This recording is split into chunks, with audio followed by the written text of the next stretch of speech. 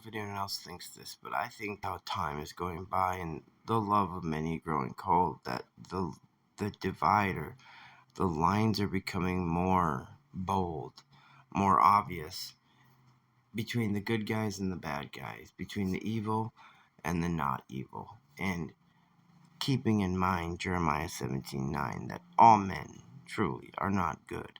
It's not to quote Satan, but when he said, skin for skin, man will basically give up anything to save himself. That covers every unregenerate person, really. I mean, maybe somehow they find like a way, but they're really not full of the life that comes from the Father unless they're submitted and they serve the Lord. And they, either way, what I'm getting at is that this will continue to fool the world, but you will be exempt as long as you stay in that Bible, because the narratives that they're pushing, I mean, when you really think about it, what is going on? You have a bunch of billionaires that are playing narrative control. They want to control the narrative. Now, some narratives are being bought, some are not. But when did narratives become such an important thing? When did it come to this place? And can you see how, as it appears, society is solving its problems, no matter what step it takes, it's still getting us closer to the biblical fulfillment.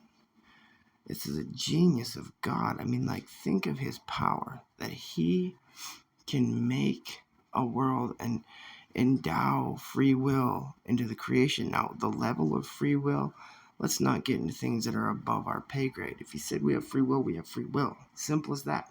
That's how we can trust him.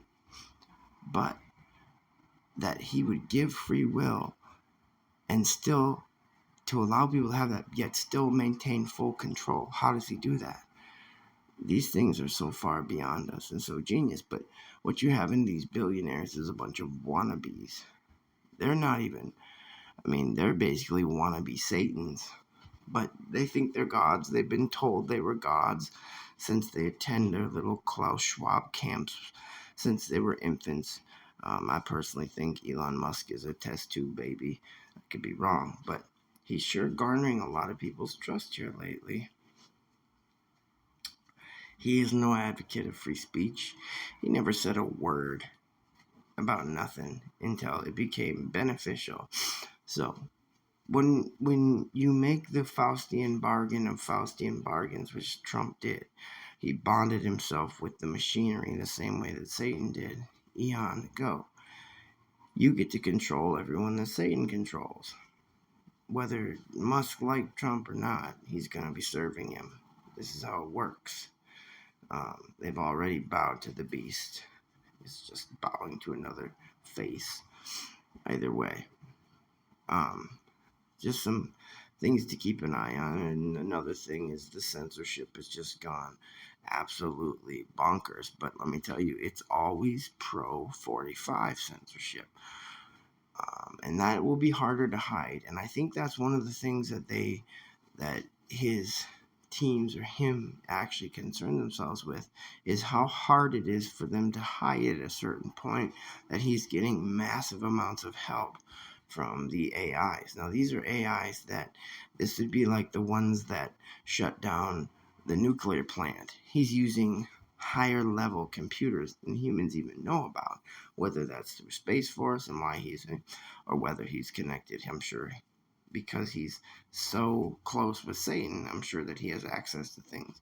Probably like you saw in the movie Lucy when she builds that computer, probably even more than that. But at the expense that I might drag on a little long, the synopsis of the video would be, if there's a B, aliens in front of their name, you have no reason to get any advice at all from them. Quite frankly, Jesus dealt with this, in my opinion. He told the one rich man that we knew was very wealthy to go give it all away. I can't imagine in today's world, with the Bible being smear campaign after smear campaign, that not being the impetus of the heart, at least half of it.